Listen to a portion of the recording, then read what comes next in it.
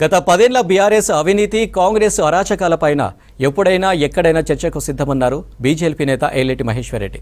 తన ఆరోపణలు రుజువు చేయకపోతే రాజకీయాల నుంచి తప్పుకుంటానన్నారు. బీజేపీపై కేటీఆర్ బురద జల్లే ప్రయత్నం చేస్తున్నారని ఫైర్ అయ్యారు ఏలేటి.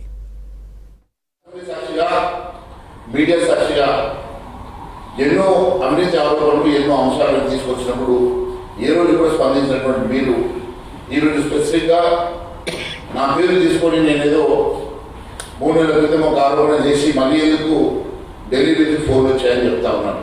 ఒకటే చెప్తా ఉన్నాను, కేటీఆర్ గారు భారతీయ జనతా పార్టీ ఎప్పుడు కూడా నిక్కచ్చిగా మేము నిలబడతాం, ప్రజల పక్షాన్ని నిలబడి పోరాటం చేస్తాం. మా పార్టీ ఎప్పుడు కూడా ఇలాంటి అంశాలు ఉన్నప్పుడు ఖచ్చితంగా ప్రజల పక్షం నిలబడమని ఆదేశాలిస్తుంది.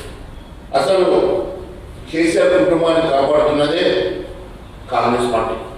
ఈరోజు కేసీఆర్ కుటుంబాన్ని పూర్తిగా కాపాడుతున్నది ఢిల్లీ కాంగ్రెస్. కేటీఆర్ గారు, హరీష్ గారు ఢిల్లీకి వెళ్ళి కేసీ వేణుగోపాల్ ఏం ఒప్పందం చేసుకొని ఈరోజు కాంగ్రెస్ తోటి మేము కలిసి ఉంటాం, కాంగ్రెస్ పార్టీలో పొత్తు పెట్టుకుంటాం, కాంగ్రెస్ పార్టీతో కలిసి ఎన్నికలకు వెళ్తామని చెప్పేసి మేము మాట్లాడినమాట వాస్తవం కాదా? అంతేకాదు, మీరు కాంగ్రెస్ తోటి కలుసుకుంటే దాన్ని ఒప్పుకొని ముఖ్యమంత్రి రేవంత్ రెడ్డి గారు ఒప్పుకోకపోవడంతో నేరుగా పొంగులేటి శ్రీనివాస్ రెడ్డి రెవెన్యూ మంత్రితోటి కుమ్మక్కై ఆయన మీడియేటర్గా ఈరోజు మీ ఇద్దరి మధ్య ఒప్పందం కుదిరి ఈరోజు రెవెన్యూ మంత్రి పొంగులేటి శ్రీనివాస్ రెడ్డి మీకు మీడియేట్ చేస్తున్నమాట వాస్తవం కాదా?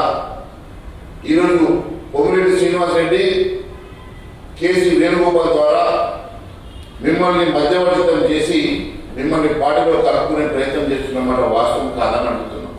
సన్నాయి నొక్కుతున్న కేటీఆర్ గారు మీరేంటో మీ బాబుతం ఎంతో గత 10 సంవత్సరాల ప్రజలు చూశారు. ఈరోజు భారతీయ జనతా పార్టీని మా మంత్రులు కిషన్ రెడ్డి గారిని, బండి సంజయ్ గారిని అనవసరంగా మీరు ఆరోపణ చేస్తా ఉన్నారు. ఏదో మహేశ్వర్ రెడ్డి గారు మాట్లాడారు, తర్వాత 2 నెలల నుంచి వారిని మాట్లాడకుండా హైకమాండ్ చూస్తున్నదని చెప్పి తప్పుడు ఆరోపణలు చేయడం మంచిది కాదు.